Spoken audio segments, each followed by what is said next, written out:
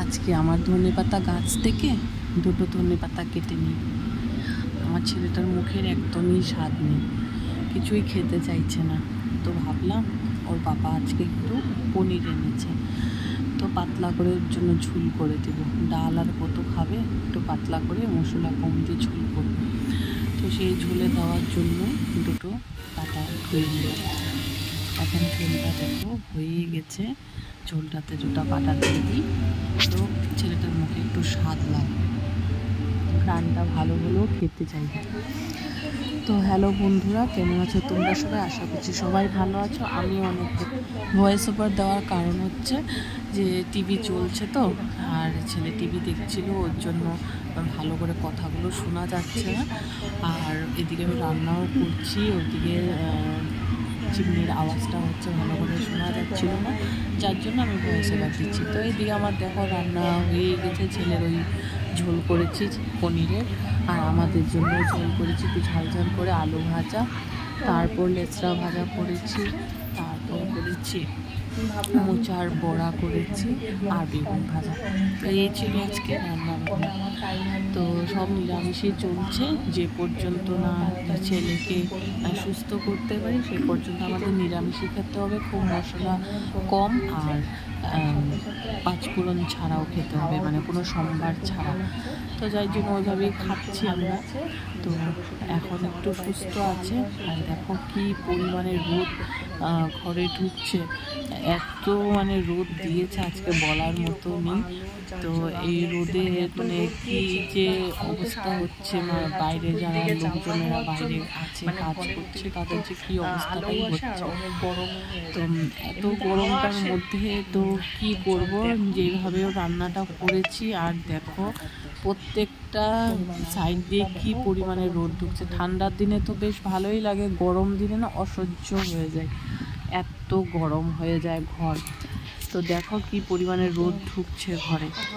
আর পুজো দেওয়া কি গোপালকে শুধু খাওয়া দিই, তো ওর জন্য গোপসোনাকে স্নান করিয়ে খাওয়া দিয়ে দিই।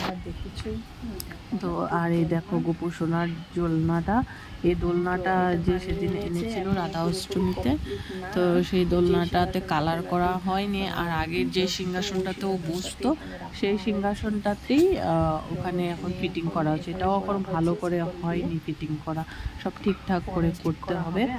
আর তোমরা অনেকেই রাধা অষ্টমীর গোপসোনার ভিডিও দেখেছো, ফটো দেখেছো, কমেন্ট করে জানাবে গোপসোনাকে রাধা অষ্টমীতে কেমন লাগছে। আর হ্যাঁ, আজকেও কেমন লাগছে দেখতে অবশ্যই কমেন্ট করে জানাবে।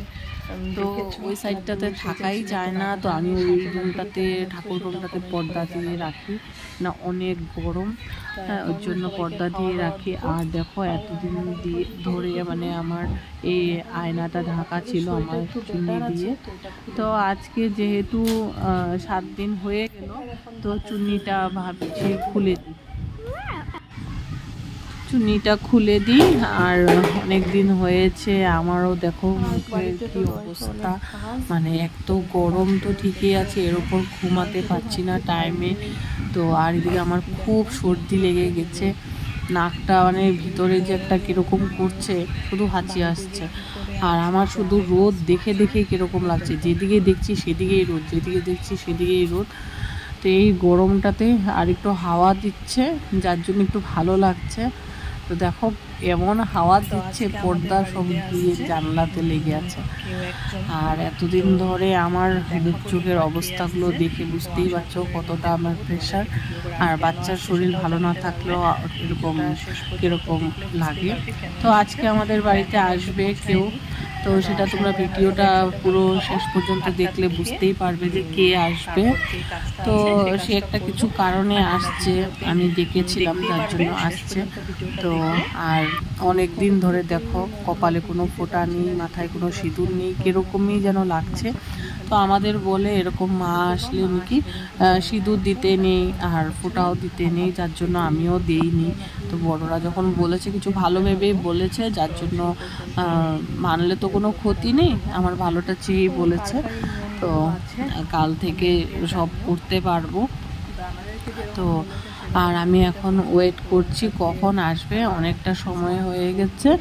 আর খাওয়া দাওয়াও করতে হবে সবাই একসাথে খেয়ে, তারপর ওর যে আসবে ওরও একটু কাজ আছে, ও আবার চলে যাবে সাথে সাথে। তো ওই জন্যই আর কি আমরা এইভাবে ওয়েট করছি। তো দেখি কতক্ষণে এসে পৌঁছায়। তো এই দেখো, এখন দেখলে বুঝতেই পারবে। তো আমার ভাগ্নে আসার কথা ছিল, মানে আমার বড় ননাসের মেয়ে।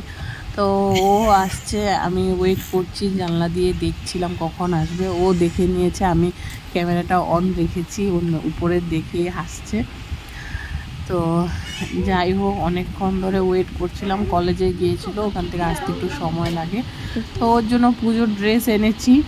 তো সেটাই, এখন তো ছেলের শরীরটা বেশি একটা ভালো না, দিতে পারবো না। ওর জন্য বলেছি এসে আগে দেখে নে ফিটিংটা কেমন, ছোট বড় দেখে নে, তাহলে চেঞ্জ করতে হবে। আজকের ভিডিওটা কেমন লাগলো সবাই কমেন্ট করে জানাবে।